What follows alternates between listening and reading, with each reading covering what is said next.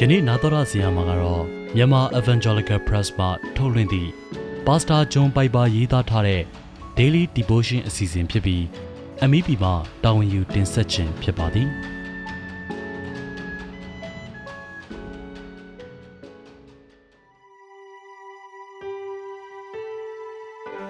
သင်သည်အထံတော်သို့တိုးဝင်ရန်ဖျားသခင်လိုတော်ရှိ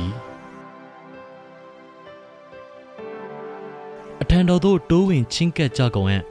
ဟေဘရဲဩဝါဒစာခန်းကြီး30ပိုက်ငယ်22ဤကျမ်းပိုင်း၌ကျွန်ုပ်တို့တွေ့မြင်နိုင်သည့်အမိန့်တော်မှာဖျားသခင်၏အထံတော်သို့တိုးဝင်ရန်ဖြစ်ကျွန်ုပ်တို့သည်ဖျားသခင်၏အထံတော်ဘာသို့တိုးဝင်ရန်ကိုရိုနှင့်တူမိတ္တဟာယဖွဲ့ရန်ဖျားသခင်နှင့်ကွာဝေးသောအရ၌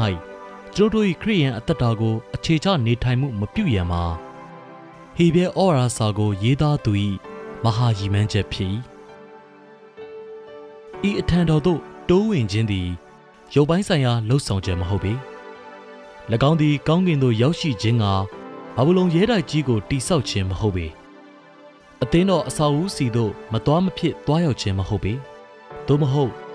ရှေ့၌ရှိသောရစ်ပလင်စီသို့ရှောက်လန်းသွားခြင်းလည်းမဟုတ်ပေ၎င်းသည်မျက်စိဖြင့်မမြင်နိုင်သောနှလုံးသား၏လှုပ်ဆောင်ချက်ဖြစ်ထို့သို့လှုပ်ဆောင်ရန်သင်သည်ခြေစုံရက်နေသည့်အချိန်သို့မဟုတ်ဆေးရုံကတင်ပေါ်တွင်လဲလျောင်းနေရသည့်အချိန်သို့မဟုတ်လုပ်ငန်းခွင်သို့တွားရောက်နေသည့်ယထာပေါ်၌ပင်လျင်လှုပ်ဆောင်နိုင်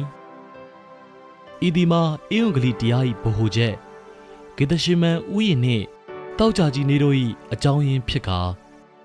မိမိအနီးပါးသို့ကျွန်ုပ်တို့ကိုဆွဲခေါ်ရန်ဘုရားသခင်ပြုတော်မူသောအံ့ဩဖွယ်အဖို့အခကြီးမားသောအရာဖြစ်ကျွန်ုပ်တို့သည်သားတော်မှတဆင့်အထံတော်သို့တိုးဝင်ချင်းကပ်နိုင်ခြင်းကနာကျင်ခြင်းဝေဒနာခံရန်နှင့်အသေးခံရန်ဘုရားသခင်သည်မိမိသားတော်ကိုဆေလွတ်တော်မူခဲ့သည်ရွေးနှုတ်ကတင်တော်မူခြင်းမဟာအကျဉ်စီတော်၌ကိုယ်တော်လှုပ်ဆောင်ခဲ့သည့်အရာများအားလုံးသည်ကျွန်ုပ်တို့ကိုအနီးအပါးသို့ဆွဲခေါ်ရန်ဖြစ်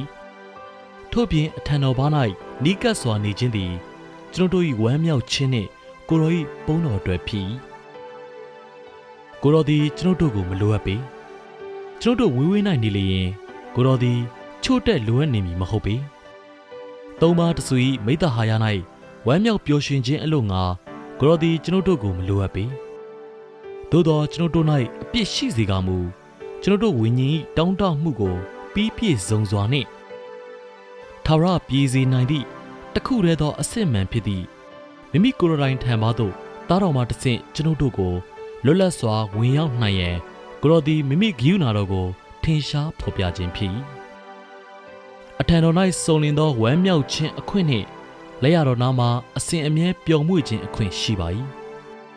စာလံကျမ်းခန်းကြီး16ပိုက်ငယ်17တင်သည်ဖက်ရှုယုံများဖြစ်ပင်ဤရာသည်တင့်အတွက်ဖျားသခင်အလိုတော်ဖြစ်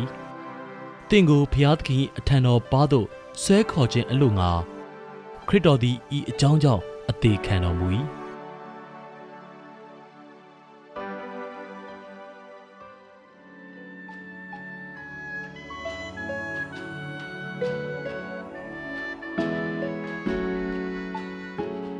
ယခုနာတော်ရဆင်ခဲ့ရတာကတော့မြန်မာ Evangelical Press မှထုတ်လွှင့်သည့်